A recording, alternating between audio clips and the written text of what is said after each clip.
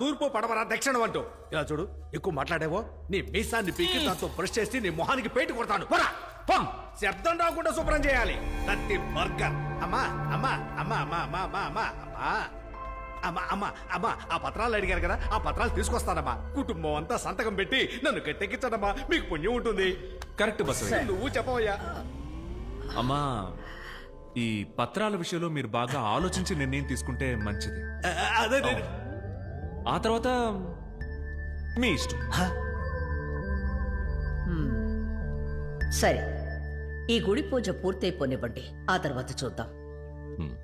Okay okay, అంత త్వరగా ఈ ఇంటిని అవమానిస్తాను.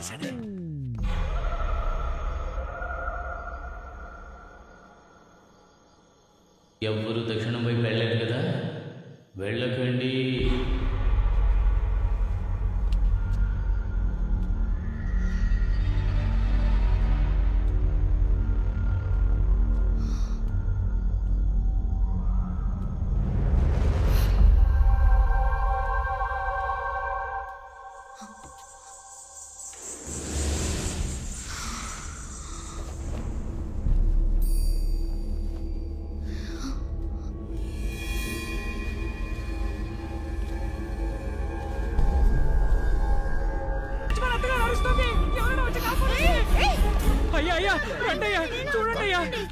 ఎవరక్కడ?